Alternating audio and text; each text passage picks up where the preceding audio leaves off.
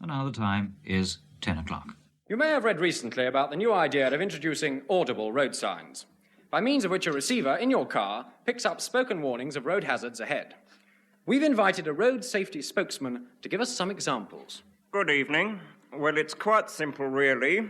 When you hear this... There is a major road ahead, a major road ahead. That means there is a major road ahead. If you hear this... Warning, road up. That means warning, steep hill. When you hear this...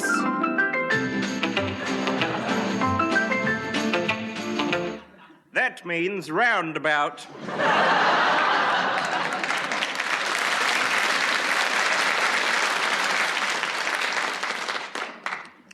And if you should hear this... Danger, men at work, roadworks ahead, single line traffic, dead slow, temporary surface.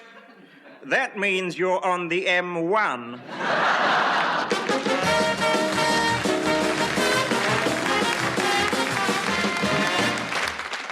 This is, I'm sorry, I'll read that again.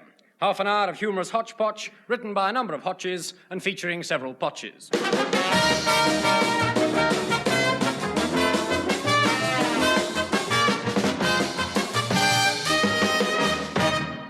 Many of us have been wondering why England hasn't got its own astronaut. I've been wondering that. Well, there's another one. In fact, it's because we've had a lot of trouble getting volunteers. But at last there is an Englishman out in space, even if he did have to be persuaded to go in a rather unusual manner.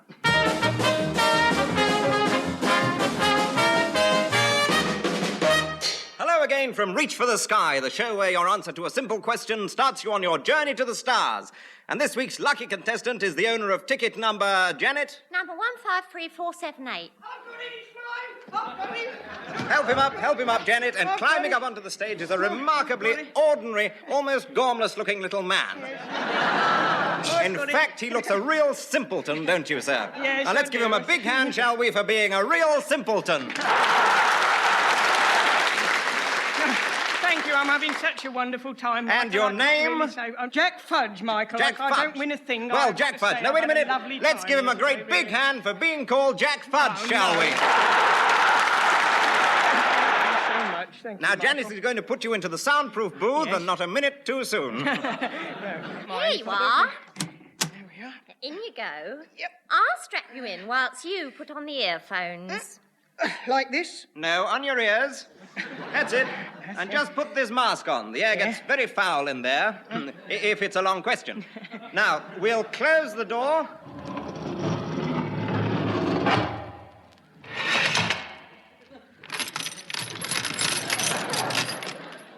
Right, Jack. Here is your question with 10 seconds to go.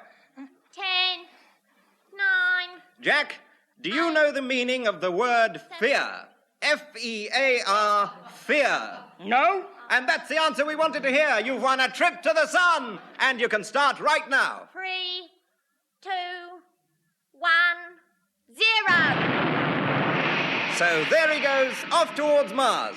We lose contact with him by our studio mic, so now we're going to try to call him up. Janice, have you got to threaten a bit? Here you are. Thank you. Hello, Jack? Are you there, Jack? No, don't shout.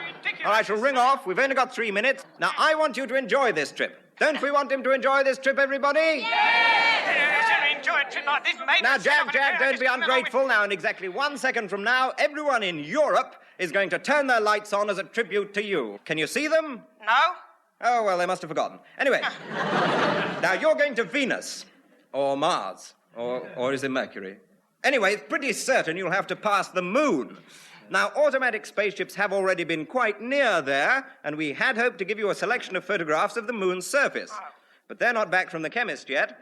Is there any food in here? Shh, slowly. Now, what's the matter? I'm hungry. Ah, yes. Well, there's a packet of sandwiches under the seat. You found them? There's just a pile of old bones. Oh, dear. I thought we told the cook we were sending a man this time. We sent a man last time. Ah, that explains the bones. What? Sorry, Jack. Sorry. Now, wouldn't you like to give a message to the world? Yes. Good. You'll find it under the seat. Have you got it? Yes. What does it say? Goodbye, world. Very good indeed, very good. Isn't he marvelous? Well, ladies and gentlemen, that's all until next week when once again we'll be putting our lucky contestant into space. And don't forget, next week the jackpot stands at 34 million light years. Goodbye.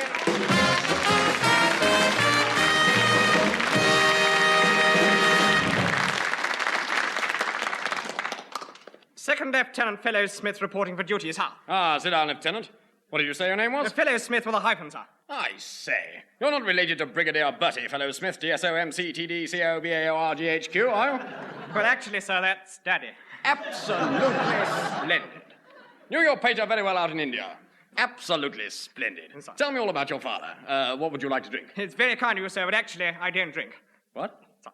Son of Bertie Fellow Smith and you don't drink? Sir. Pity, damn pity. Sir. Never mind, have one of these best Havana cigars. Well, actually, sir, I don't smoke either. What? Sir. Son of Bertie Fellow Smith and you don't smoke? Pity, damn pity. Oh, well, let's get out our diaries and exchange some addresses. I can probably introduce you to some of the locals, all right, all right? Thank you very much, sir, but actually, Mummy doesn't like me to go out with girls yet, sir. What? Son of Bertie Fellow Smith and you don't go out with girls? Sir. Pity, damn pity. I say, you're not one of those, are you? Oh, no, sir. Pity, damn pity.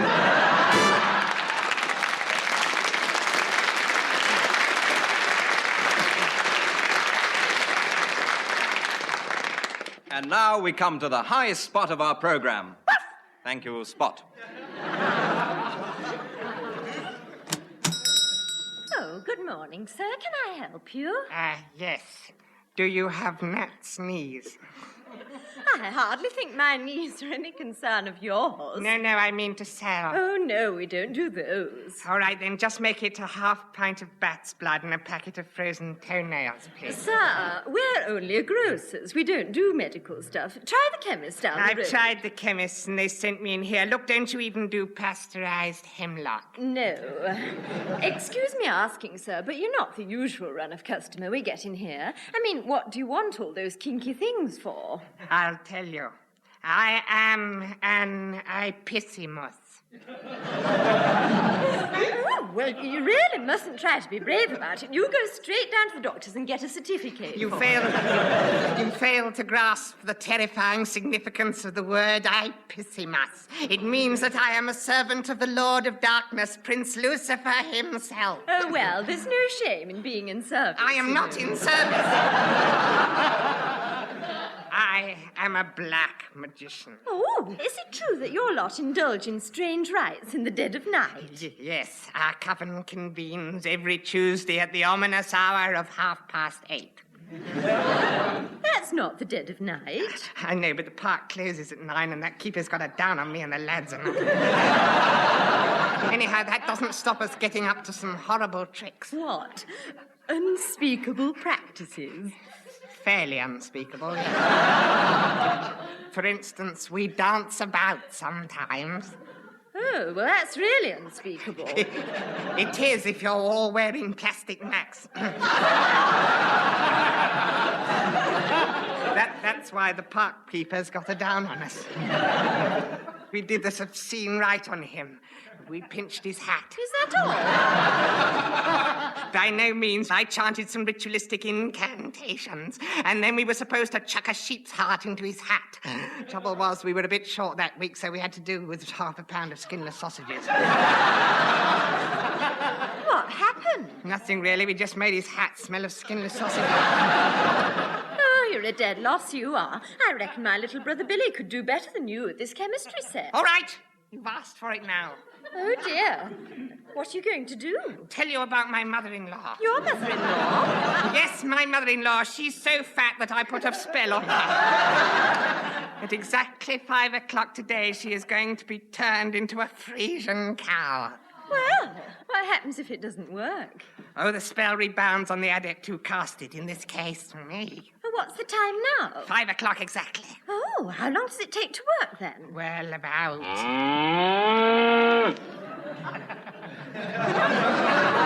Oh, look at him. Well, I always said black magic was a load of old bull.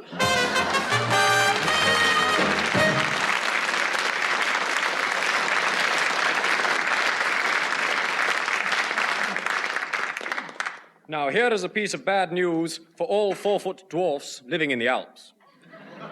5-foot snowdrifts.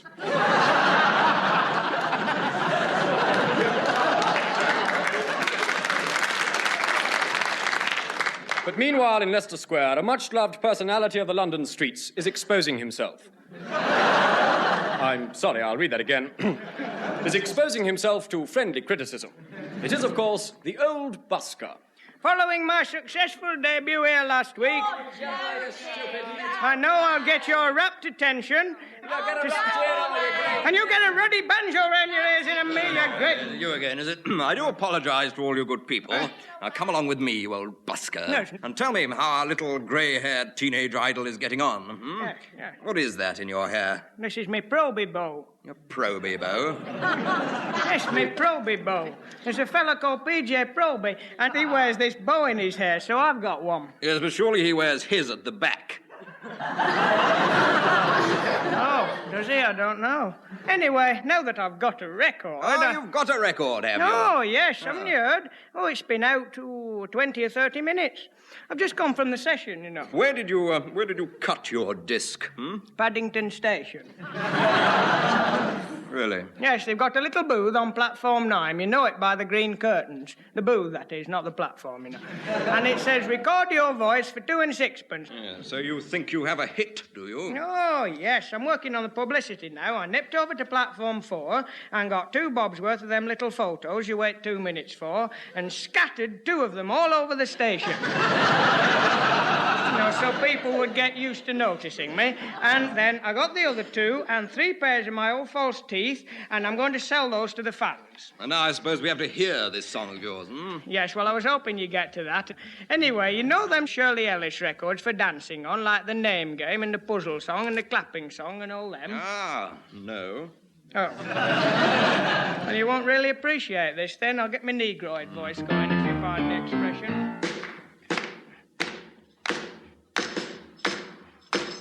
Some guys like to die for guilt or some wrong, and others lie awake and cry the whole night long. Some fellas lose their baby, well, they throw a fit. But me, I just sit down and knit. I'm gonna knit all day. I'm gonna knit my blues away. Well, I'm feeling low, I just knit a row, 'cause a fella needs his knitting just to ease his soul. Well, old King Cole was a merry old soul. Whenever he was feeling down, he called for his needles and he called for his wool, and he knitted himself a crown. Wow, baby, ring-a roses, a pocket full of posies. Knit one, purl one, we're gonna knit right now. Everybody gonna knit. Now you're gonna need 24 one-ounce spools of purple wool. You're all gonna need 14-inch number 10 size knitting needles, all right? All right. Now you take one needle in your right hand and you take the other needle in your left hand. You're all gonna knit a tea cozy, all right? All right. Now here we go. Hear me now. Now you insert the right-hand needle from the back to the front between the first and second stitches. On the left-hand needle, you bring to the front of the loop, and the second stitch to the back of the work. Now you knit the loop. Oh, that's nice. Then you knit the first stitch to the front of the stitch. You slip both stitches off the left-hand needle, and you repeat the row. Oh, yeah. Oh, yeah, baby. Well, I like the way you do that now. Nice and easy there. I feel it, baby. I feel it. You know I feel it. Knit me something warm and clingy. Oh, baby, well, you knit so fine. Now you purl the second stitch on the left-hand needle and you leave it on the needle. Then you knit 2 more on the left-hand needle, you slip up the loop, then you purl. Well, you know what I mean. 1, 2, 1, 2, 3. There's a mean man stole my gal away. I met him in the street and stood across his way. I looked him in the eye and said, now listen, you got any darning you'd like me to do? Well, come on now and knit that thing and watch the fun developing. Just look at this great big knit. 1, 2, 3. Well, I'm gonna make you a sweater and some bed socks, honey. Then I'll knit you an egg cozy and a pair of woolen mitts. I'll even knit you a car. I'll knit you a house, baby. I'll knit you some baby clothes, and then you know what I'm gonna do? I'm gonna knit you a baby one more time. Right now, we're gonna knit. Wow, baby, what we're gonna knit. Can't you hear what I'm gonna knit? You me, everybody's gonna knit right now. Ah, work it. Don't need it. I like the way you knit that thing, you knit. Whoa.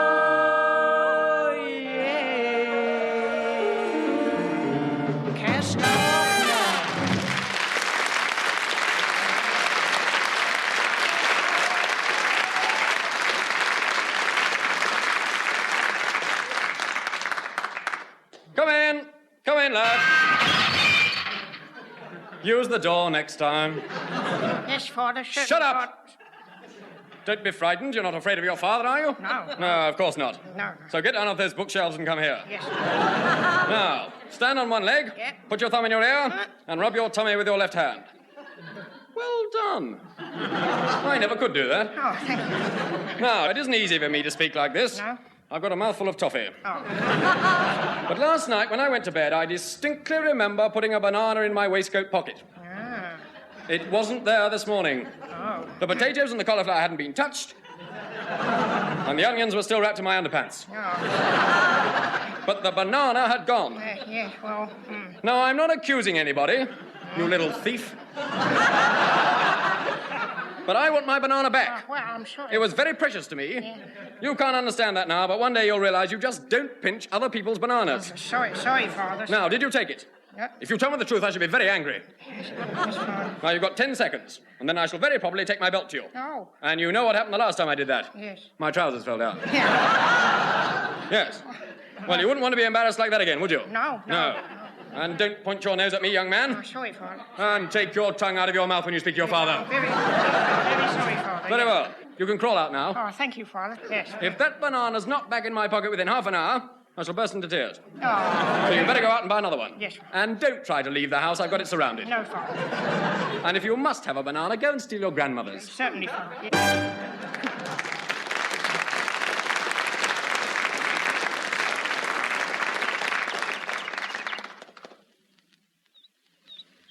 Evening, Fred. Evening, Arnold. How's Arnold, then? Oh, mustn't grumble. Lovely evening, though. Lovely. You know, that's one thing I like about it here at the old Rose and Parsnip. You can sit outside, on the terrace. On the patio. On the terrace. On the patio. On the terrace on a lovely evening like this. Lovely. Here. What? Here, look at the sun. What about the sun? Look at the sun. Well, why should I do that? I should get dazzled, shouldn't I?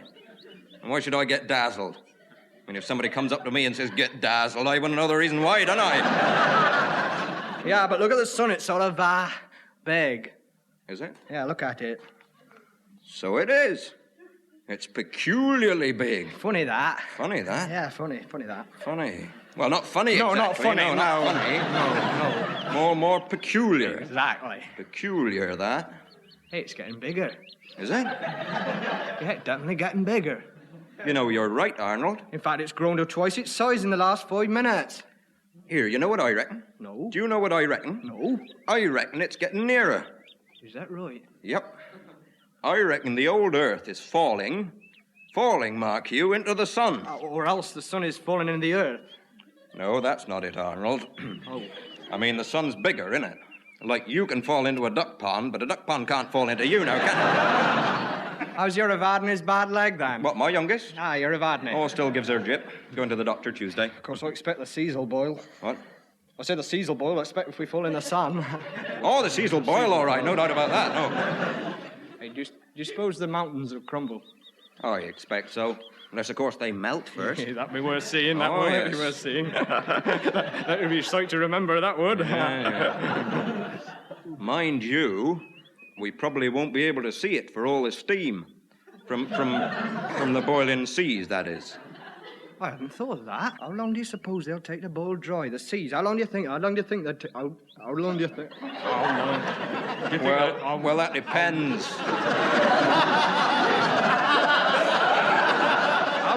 How long do you think that the sea? I think I catch your meaning, Arnold.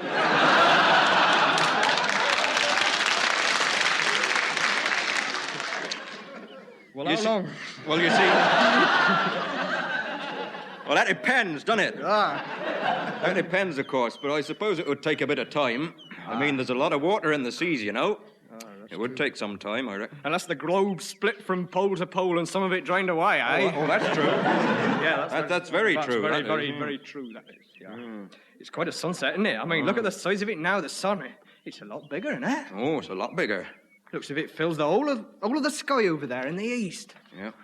In the east? Yeah, over there in the east. But the sun sets in the west, doesn't it? So it does, Fred. Oh, well, there must be something else then. Drink up, I'll buy you another. Oh, thanks very much.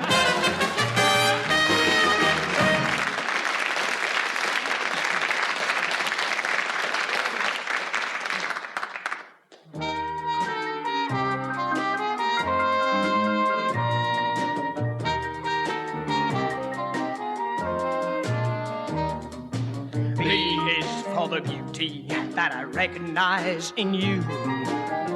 L is for the laughter that I hear the whole night through. I is so infatuated with you, oh my dear. M is for the music that I hear when you are near. P is for the passion that I feel for you each day. H is for the horror if you ever went away.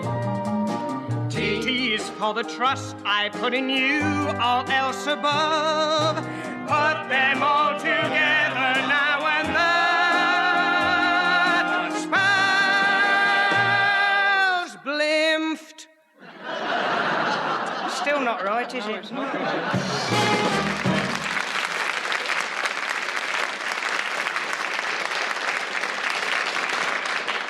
Now, Over to Candlestick Maker Street, where Cattermole Sharp, the world-famous detective, and his faithful assistant, Dr. Gaskett, are about to be plunged into the singular case of the Workington Shillelagh.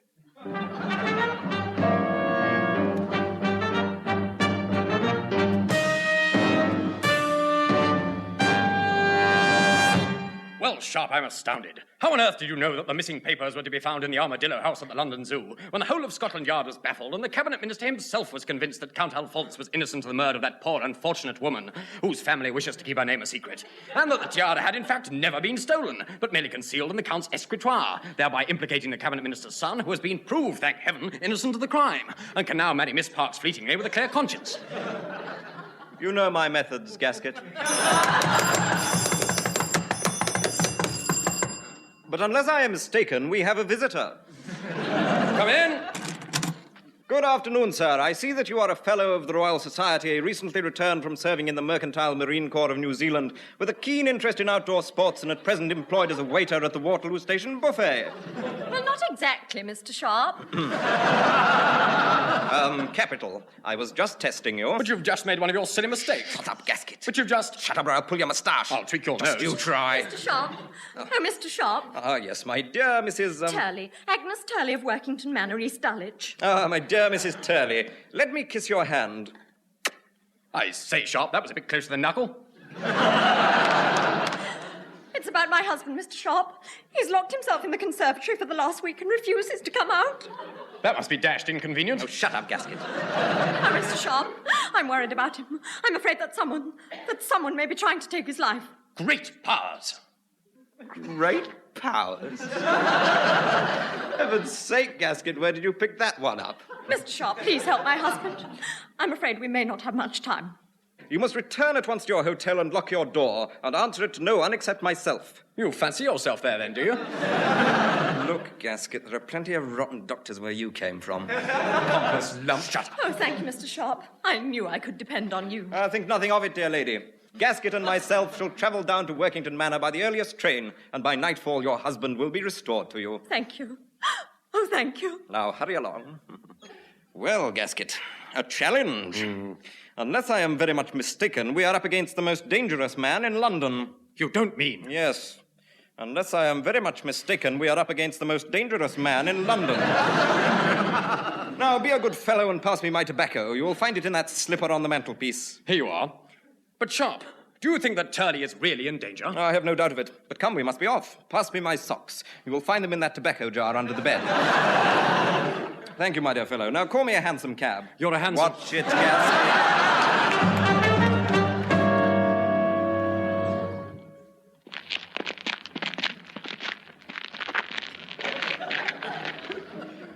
Here we are, Gaskett. Workington Manor. Ring the bell, there's a good chap. I don't know why I bother with you, Gaskett.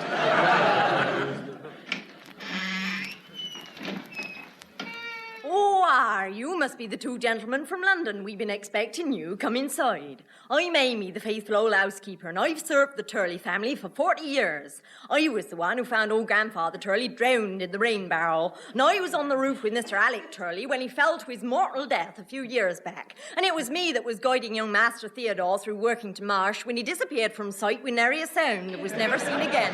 And now, if you'll excuse me, gentlemen, I'll be off to cook the mushroom soup for dinner. Extraordinary, Gasket. How did she know I like mushroom soup? Good afternoon, gentlemen. I am Colonel Clutch Feathering Wha, an old family friend. Will you join me in a glass of port? Certainly, if you have a glass big enough. That is so old. That is so old. Shut. I'll pull your moustache. I'll tweak your nose. You leave my nose out of this, will you? Oh, Mr. Sharp, oh, it's horrible, Mr. Sharp, it's horrible. Don't you insult my friend's nose. Oh, Mr. Sharp, it's Mr. Turley. He's... You mean, is he? Yes, he's... Great Scott. Where is he? He's... Yes, we know. He's... Where is he? In the dining room on the carpet, lying face downwards with a monstrous shillelagh beside him. Oh, Mr. Sharp, I'm afraid he's... Silly old faggot. Colonel, take Amy to her room. Now, Gasket, I must think. Hand me my violin.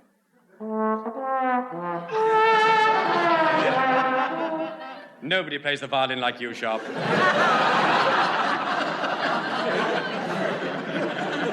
Gasket, I have it. The Colonel. That's it in a nutshell. The Colonel. The Colonel? Now, what else do you expect to find in a nutshell?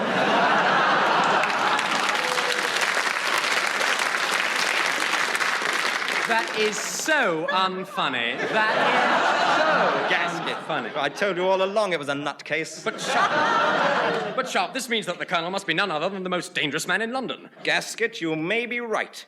In which case, Amy the housekeeper must be... Correct, Mr. Sharp, don't move. This pistol is pointing directly to your stomach and it's loaded. Nonsense, I haven't eaten since breakfast. Don't you try any of your funny stuff with me, Mr. Sharp. Funny stuff? Shut up, Gasket. Amy, where is the Colonel? He's... I might have known. Yes, Mr. Sharp, I killed him. And I killed Mr. Turley and all the Turleys before him. And now I inherit the Turley estate at £250,000, 8 shillings and 4 halfpenny. And there's nothing you can do to stop me. Open up in the name of the law. Gasket, it's our old friend, Inspector Dupont of Scotland Yard. Come in, Inspector. Nothing. What's going on up here, Mr.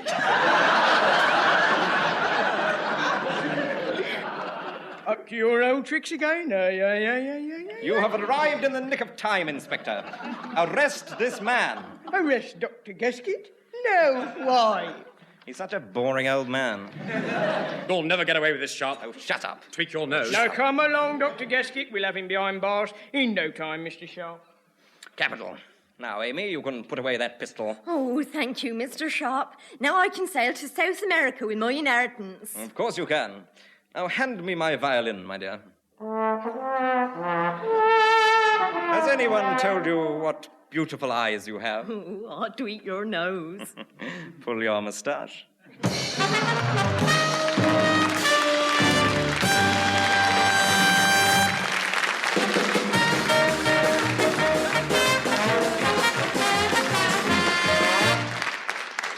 In that recording of I'm Sorry, I'll Read That Again, which was written by John Esmond and Bob Larby, Graham Garden, Bill Oddie, Peter Vincent and David McKellar, the parts were played as follows. Tamburlaine the Great, Tim Brooke Taylor. The Seven Dwarves, Graham Garden. Delilah, David Hatch. Samson, Joe Kendall, and Ena Sharples, Bill Oddie. The songs were written by Bill Oddie, and the rest of the music was provided by Dave Lee. And the whole thing was produced by Bumfrey Harkley. I'm sorry, I'll read that again. Bumphy Barfrog. I'm sorry, I'll read that again. Humduck Bar.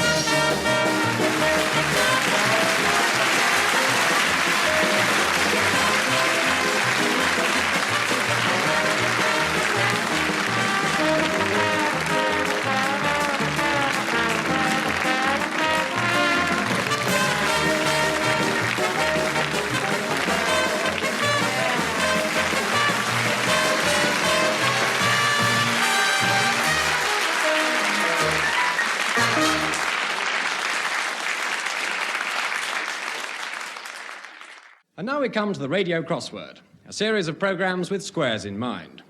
I expect you'll all have the blank crossword in front of you, but if you haven't, you'll find it on page 6 of this week's Garden Shed Advertiser. As you can see, it's a giant crossword, which means it's rather more difficult than usual. Except, of course, for giants. Anyway, to get you off to a good start, we're going to help you with the answers to 1 or 2 clues. 1 across. Curiosity killed the blank, 12 letters. That's an easy one, of course. Curiosity killed the hippopotamus. 23 down. Too many cooks spoil the blank. Yes, well, we've given that one away. The answer is, of course, blank. 14 across. Much-loved family of BBC fame. Much-loved family of BBC fame. And the answer is the Daleks. I'm sorry, I'll read that again. There's a misprint there. The Dales. Although I don't know. I am worried about Jim.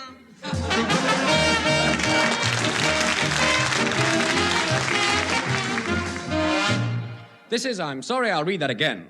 Approximately 30 minutes of cryptic cluelessness, written by several 4 across and featuring a number of 18 down.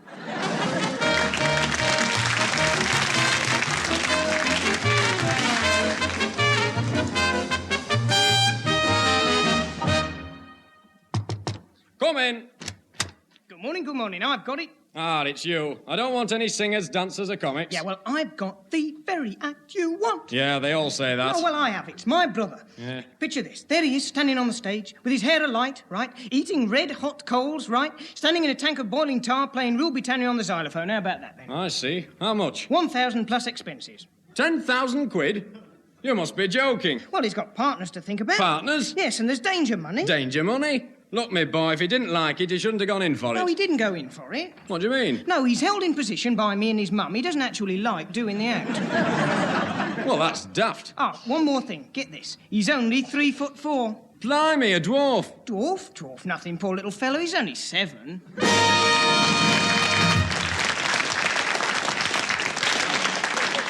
And now over to a lonely spot.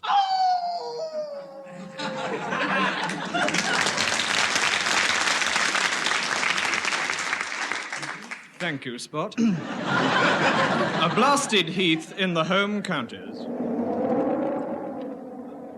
The good people of Yorbury and Surrey will be sleeping behind locked doors and bolted shutters tonight. And they all say it's because of this man here. Mr. Smith, why are the local people so afraid of you and your friends? Primitive fear of the unknown. I see, but, since your arrival, several domestic pets, cats and dogs and so on, have disappeared. Have you anything to do with all this? These animals have no place in our plan for the reorganization of your planet. I can see a big metal rocket ship in the field behind you, which the local people say spoils the view. Has this anything to do with you? We came in it. But where have you come from? We came through infinities of time and space, the hulls of our rocket ships glinting silver and gold in the light of 10 million nameless stars as we sped at infinite velocity from our home, the planet Zelda, in the 51st Federation of the Galaxy Alpha Centauri.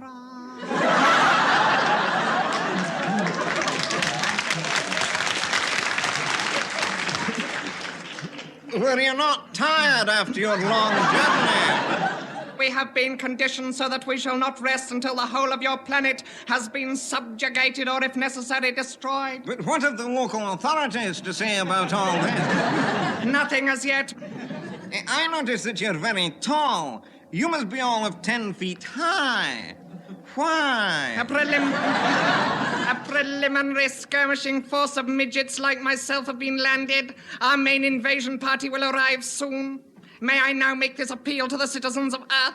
When our invasion armada lands on your planet in order to ensure your personal safety and the future continuance of your race, it is imperative that you all go I'm sorry, but time seems to have run out.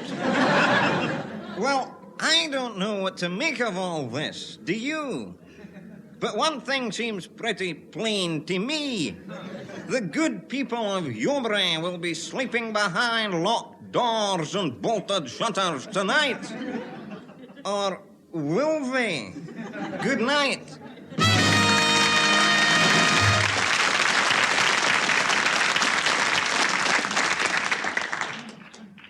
Come in, lad, and use the door this time. Open it next time. Shut up! Sorry. Right. What have you got in your mouth? What is it? Spit it out. I thought so. Put it back in the bowl. With the rest of the goldfish. Now, I want to have a serious talk with you. Ah, yes. It isn't easy because I'm in a silly mood. However, your mother, my wife, your cousin's auntie, Uncle Charles, and a lot of other people are coming to tea tomorrow. And we're going to enjoy a nice, noisy afternoon with the family. Oh, that'd be nice. So don't think you can sneak away to church like you did last time. You evil little beast. I'm sorry, Father. Stop wiping your filthy nose on that nice clean handkerchief. I'm sorry, Father. Where do you pick up these dirty habits? Have you been spying on me? Yes, Father. Don't deny it. I distinctly saw you look at me during dinner. All right, I'll take that. And don't use that language to me. You know I don't understand Italian. I'm sorry. Now, the Watsons are coming round this evening, so I want you to behave properly. I don't want to have to lock you up in the fridge again. No. I didn't enjoy that, you know. It's just that I always laugh when I'm excited. You can have one glass of Worcester sauce, and you mustn't let people see you're afraid of your father. Oh, certainly not. No hiding in the coal scuttle. That's right. And remember, it isn't funny to stuff a cream bun up someone's nostril. No. Unless it's your own. Or your grandmother's. Oh, that'd be fun. And when Mrs. Watson says goodbye, I want you to kiss her on the cheek, understand? Yes. I know she's very tall. That's no excuse for what you did last time. Now, off you go. Stop. One more thing. Mr. Hargreaves tells me you've been seeing a bit of his daughter. Which bit have you been seeing? Yes, well, I shall have to have a serious talk with you about that one day, when I'm a little older and understand more about these things. That's right. Oh, and do you think you could introduce me to your sister someday? Why,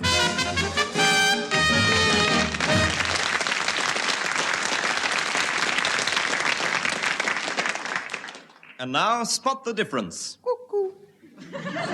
Did you spot it? Well, the difference was that last time, Spot went...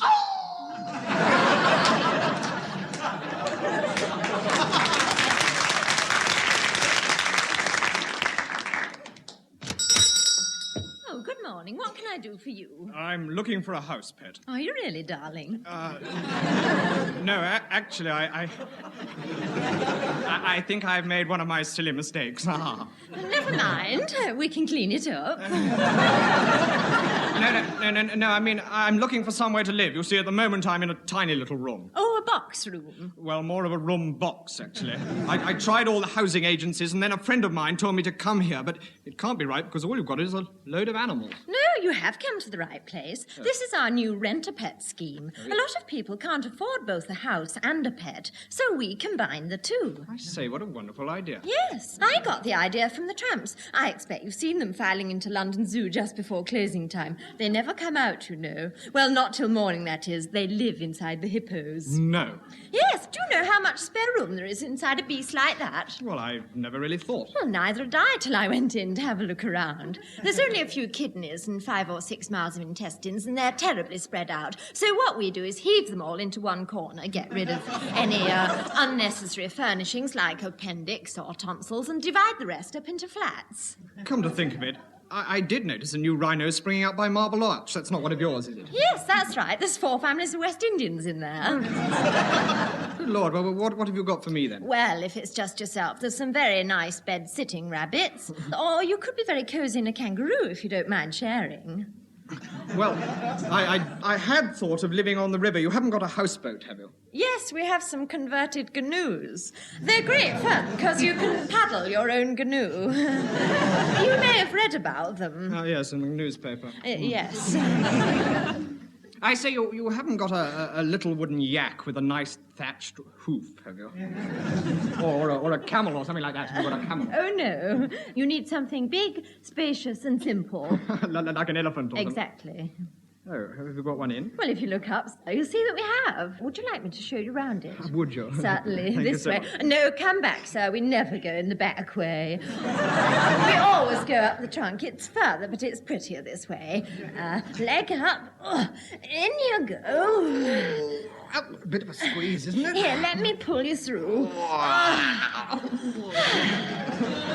That's it now. Turn the light on and up the trunk on the spiral staircase. You can get an escalator fitted if you preferred. It's rather narrow and it's a long climb, but there's a magnificent view from the top.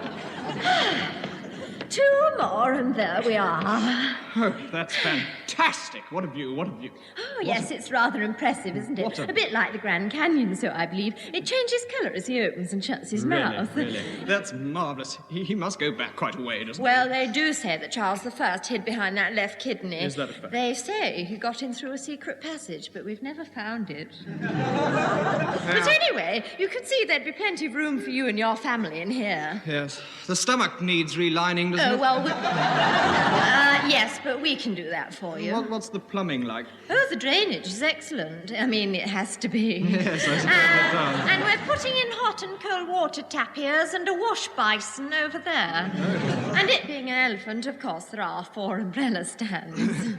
Right, I'll take it. Jolly good. Oh, just one thing. Could you hang a small cage over there by the esophagus? Certainly. But what's that for? Well, I'll need somewhere to keep my pet bungalow.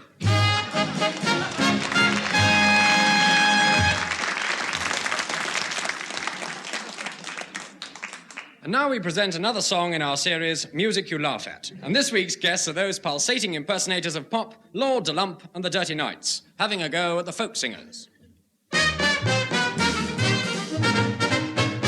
All the singers who sing all them folk songs sometimes hit and they sometimes miss.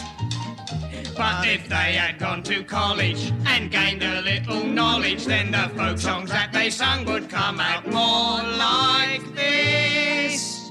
If Bob Dylan had been sent to Eton, and there he had learnt how to sing, Though it might have been a shame, he'd have had to play the game. And we sure you'd hear Bob Dylan singing this sort of thing.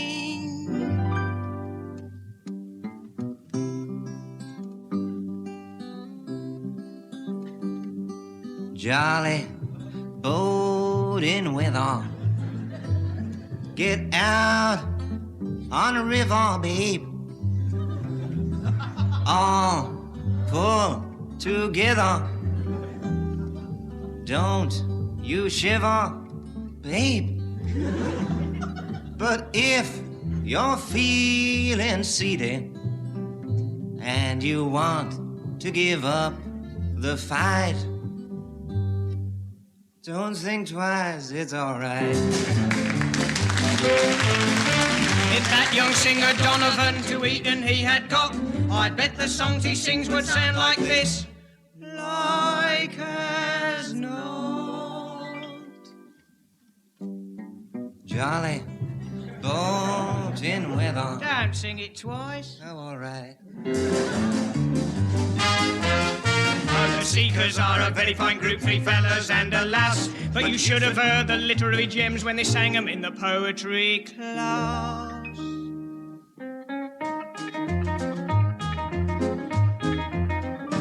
Half a league, half a league, half a league onward. In the valley of death through the gallant 600, there were cannons to the right, there were cannons to the left. Now they live in a world of their own.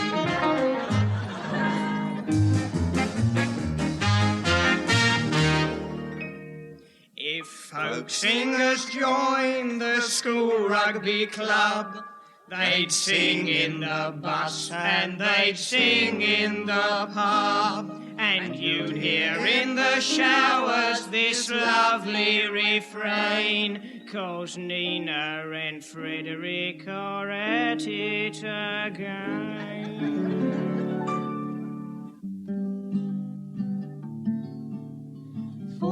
24 virgins came down from Inverness. And when the ball was over, there were 24 less. The vicar's daughter, she was there. She had us all in fits. By jumping off the mantelpiece. Oh, there's an educated fella with a style of his own, and he wrote the greatest folk song that the world has ever known.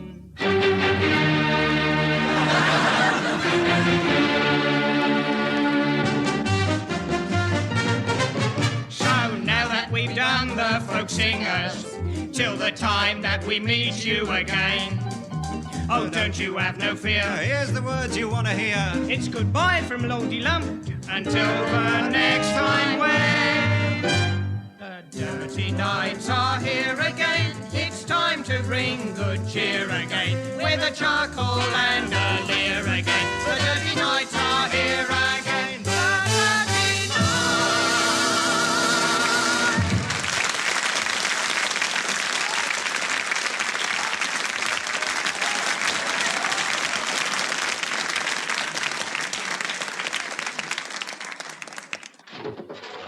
I see what you were digging then. What's it look like? It looks like a grave. That's right. Who's it for then? For me, of course. You're not feeling too well? Oh. I feel fine, as a matter of fact, but there's no sense in waiting until the last moment now, is there? That's true. But why are you digging it in your back garden?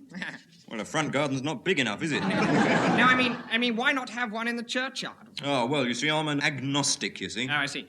And there isn't an agnostic church for miles round here. Bit wide, isn't it, for a grave, I mean? Yeah, well, of course, I've got to leave room for Florence. That's the wife. Oh, you want her laid beside you when her time finally comes, eh? No, not really. She's coming with me. Eh? She's going to fling herself on me coffin as they pile in the earth. It's an old Babylonian custom we read about. What, alive, you mean? Yes. Well, in Babylon, they was heavily drugged, I believe. But the chemist won't let us have any heavy drugs. No, he's awkward, Mr. Hardcastle, Yes, isn't he? yes. Very awkward. Yeah. You've been having me on, haven't you, pulling my leg? That's right. It's not really a grave you're digging at all, is it? No, of course it isn't. I'm making a little fish pond. I'm very fond of fish ponds, is Florence. Well, you really had me going for a minute, I must say. Just my little joke, you know. Here, Florence. Yes, dear, what is it? Come out here a second. I want you to lie down and check it for size.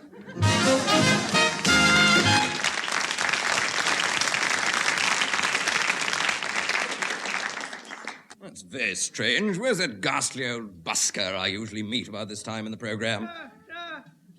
Ah, I hear him. Now, where are you? Come out. Come on out, you filthy old man. I won't hit you hard. Good heavens, where did you get that disgusting old coat? I picked it up in Carnaby Street. How long had it been lying there? Only a month or two, I should think. This is my gear. Oh, I see. And why are you wearing it back to front? It's my reverse gear. If you can't tell better jokes than that, I'd rather you bored me with one of your appalling songs. All right, I will. Oh, frab just day, Yes. Well, I'm going to do a work song, and I'll sing, and you will hear all the sounds of the workmen at their work. And how shall I hear that? I brought along 6 navvies, 2 carpenters, 4 bricklayers, a scaffolder, and an engine driver to accompany me. Right, lads, keep it light and sensitive. Oh, good heavens, goodness me, lordy, lordy, how I work, yes I do. Oh, I'm just going to sing a work song. Oh, yes indeed, I'm going to sing a work song. When I'm working, I just can't help singing a work song. Everybody sings a work song, and the men work when I'm singing. Oh yes, here I go, singing a work song, working all day and night. Oh, isn't it fun, working and singing all the time? Sing, sing, I go, work, work. Listen to the men work. Listen to me sing. Listen to me singing a work song. Listen, shut up! You've ruined my song. You'll never sing again, I'll never sing.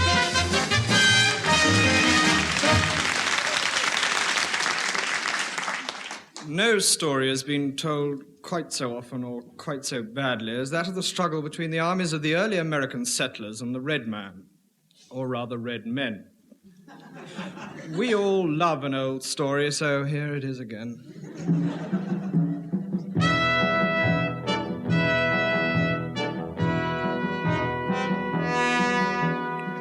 We turn back in the book of American history to a page torn out long ago.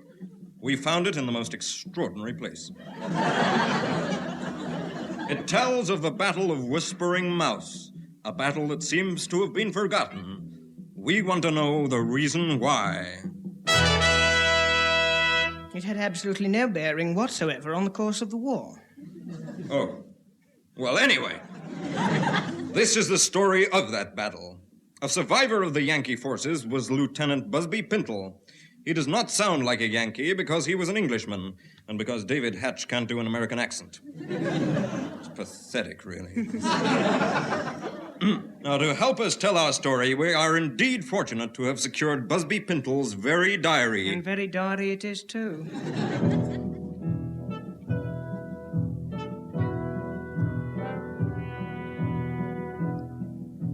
My adventure began in London. When I boarded the ship on May the 3rd, 1821, I did not realize what I was doing. Never had the number 29 bus seemed so slow. And it was not till I was thrown overboard some 6 weeks later onto a coral reef that I suspected my mistake. My faithful cat, Beethoven, was thrown after me. To tell the truth, I was glad to be off the boat, as I was heartily sick of it. And all over it.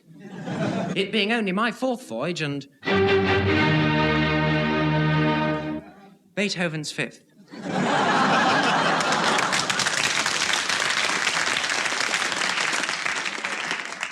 I waited on the reef, relieving my boredom only by feeding Beethoven to the sharks. I waited until at last a large merchantman floated into sight, and then together we both waited for a ship. We were in wretched condition when a sloop caught sight of us, and even worse when a clipper actually stopped to investigate. The 3rd ship actually took us on board. And so I was set upon terra firma, and 3 months later I decided to enroll in the American Army. It wasn't easy since I'd landed in Africa. At first I was a raw recruit, but they soon found me some clothes, and I joined the artillery. But fate was against me. On my first rifle inspection, I was discovered with a dirty magazine, which the Major confiscated and added to his collection. From that day forth, we remained the closest of friends, and I was made a lieutenant. Patiently, he began to teach me the ways of soldiering. Yes, Pintle, what is it? Sir, I want you to help me find my feet. Where did you last see them? No, sir, I want to fight for you. That's very kind. Right then, Pintle, go out and bring us back an Indian. Yes, sir. Excuse me, sir, how do I recognize an Indian? By his feathers. The next day, I came proudly back from battle with 3 partridges and a wild turkey. And so I learnt by my mistakes. Now I joined in the fighting.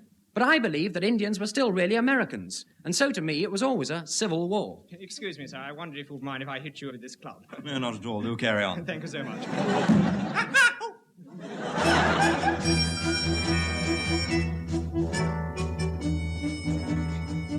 On May the 15th, our enemies and ourselves were camped some 500 miles apart. By the 20th, we had marched 120 miles to the east, and they had marched 170 miles to the west. By the 26th, we had marched 250 miles to the east, and they had marched 260 miles to the west. On the 30th, we both turned round and tried again. 2 days later, we were camped at Whispering Mouse, when they surprised us. Lieutenant, there's 2,000 Indians crawling towards us on all fours, wearing straw hats and singing Land of Hope and Glory. Oh, that's surprising. Very well, strike camp. Oh, cheeky thing. Private camp, there's no time for that now. The enemy are coming. Get the cannon. It's no good, we've run out of powder. It's all right, you can borrow mine, Ducky. Thank you. You haven't got a nail file too, have you? Lieutenant, they're a-coming. Right, boys. Bugler, sound the alarm. That should get them up. Right, into battle. It was at times like this that old Sergeant Horsemeat used to comfort and inspire us with tales of the old heroes of the West. They was real men, not like you lily-livered, bow-legged, yellow-bellied, cowardly lot of layabouts. There was the great General Custard and the great backwoodsman Dan'l Prune. Known throughout the West as Prune and Custard. I remember at Ladysmith we'd been bottled up for 6 weeks, but Prune and Custard relieved us.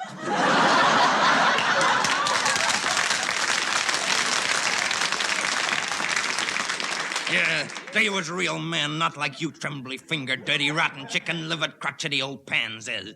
The Indians'll murder you. Jim lad. How he retained his sense of humour, we shall never know.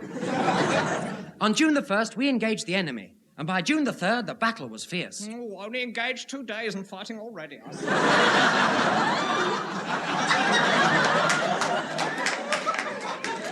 It was at night that everything seemed so frightening. Right, lights out. I'm so frightened. Pintle, look out the window and see what's happening. I think I hear something. Yes. It sounds like the scouts returning. Shut up, you fools! There's people trying to sleep round here. A few hours later, dawn crept over the hill. Darling. Darling, I thought you'd never come. Darling. Darling, I can hear drums. That's just my heartbeat. No, listen, it is drums.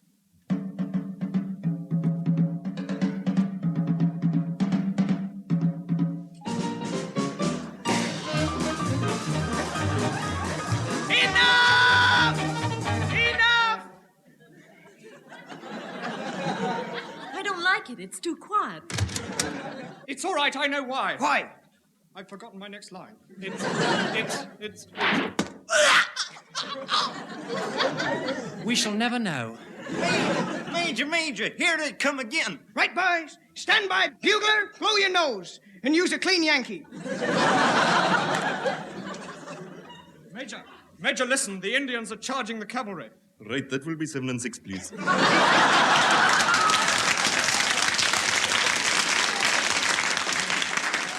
That's ridiculous. It's the wrong accent, and it's far too much money. There's only one Hope. What's that? Bob Hope. I mean, Wild Bill Hiccup. I've sent him for reinforcements. Major, the Indians have got hiccup. How do you know? You can hear them a mile away. And so the battle raged as with irrepressible good humour, Sergeant Horsemeat kept up our spirits. You mealy-mouthed, weak-kneed old cripples. They'll carve you to pieces.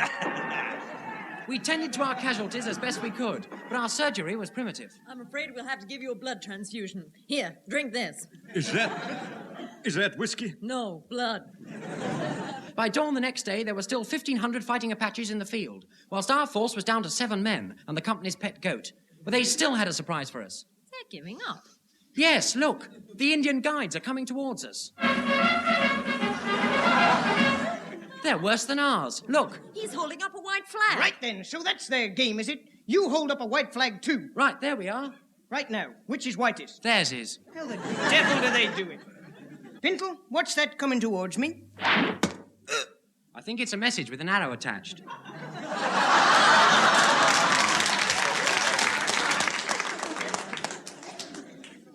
Why did they have to do that? There's 1,500 of them and 7 of us. What's it say? Please, can we have this arrow back? It's the only one we've got.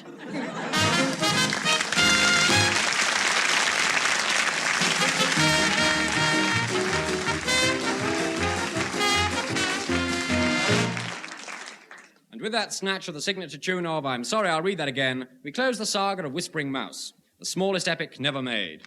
Featured in the cast of thousands were Tim Brooke-Taylor, Graham Garden, David Hatch, Joe Kendall, Bill Oddie, and a cast of thousands. The writers were Graham Garden, Johnny Mortimer and Brian Cook, Bill Oddie, Peter Vincent and David McKellar. The songs are written by Bill Oddie and Graham Garden, and the music by Dave Lee. I'm Sorry, I'll Read That Again is produced by Humphrey Barclay.